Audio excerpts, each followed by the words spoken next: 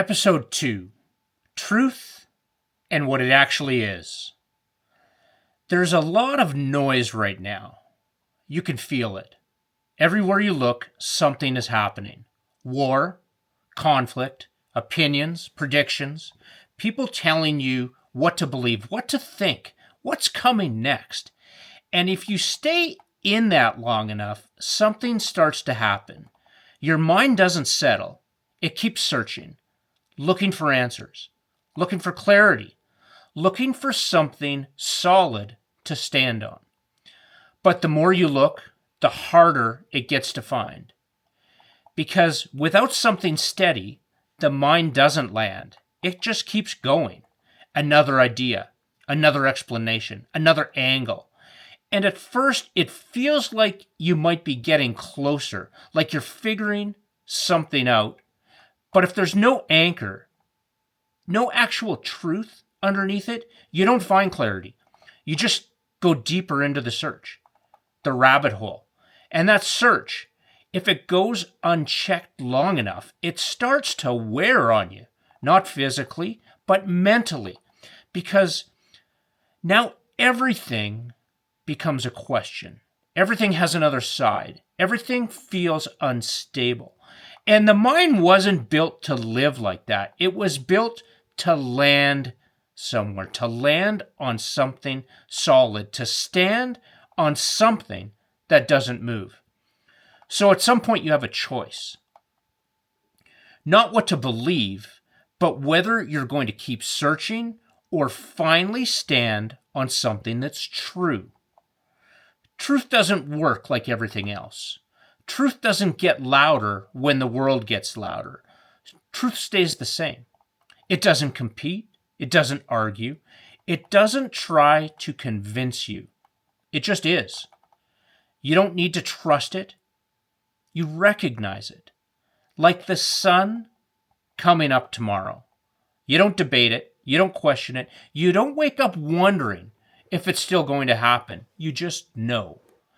And you build your life around that knowing without even thinking about it. That's truth. It doesn't need support.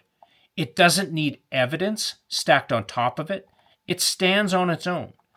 But most of what you're exposed to every day isn't truth.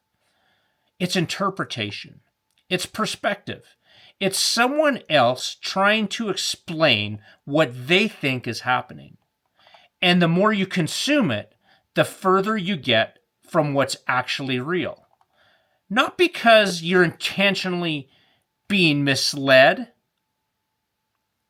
but because your attention is being pulled outward instead of inward. And truth isn't found out there. It's recognized in here. Now, this is where it gets personal. A lot of people think their feelings are telling them the truth.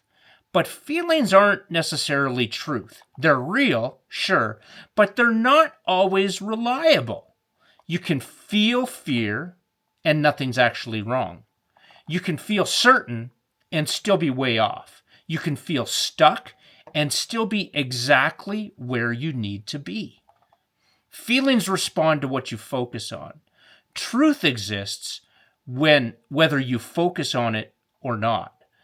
And if you don't know the difference between those two, you end up living your life in reaction instead of alignment.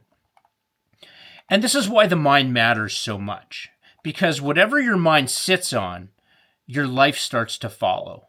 If your mind sits on noise, all you get is more noise. If your mind sits on fear, you get more fear. If your mind sits on worry, you never stop worrying. And if your mind sits on everything happening around you, you lose connection to what's actually happening within you. And that's where truth lives.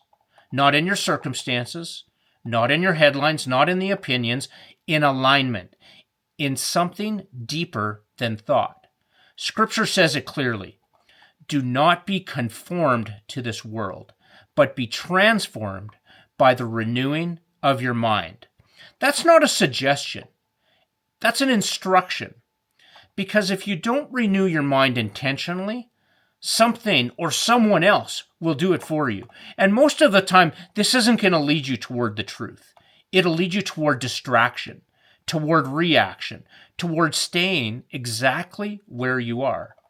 Scripture says something else that matters here: to take every thought captive to the obedience of Christ. That's from Corinthians. And I want to tell you something. This is one of my favorite verses, not just because of what it says, but because of how I use it. Because it isn't theory. This is something I've had to practice. There are moments where I catch myself thinking in a direction that I already know isn't going to lead anywhere good. Maybe you can relate. And instead of following it, this is what I try to do. I try to stop.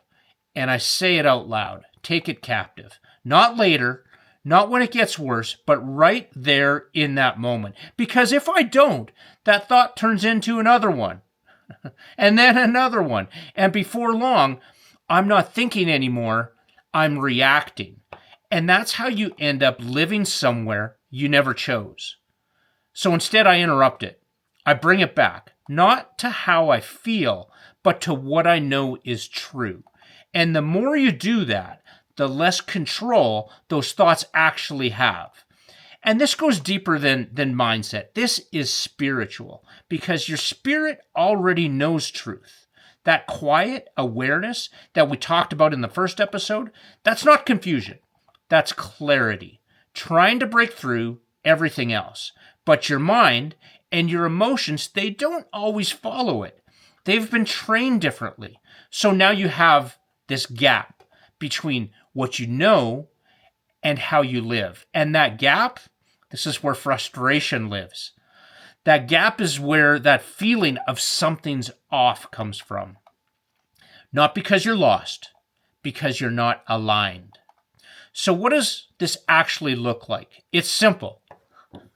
Just like episode 1. It's simple, but it's not easy, but simple. You stop letting your circumstances tell you what's true.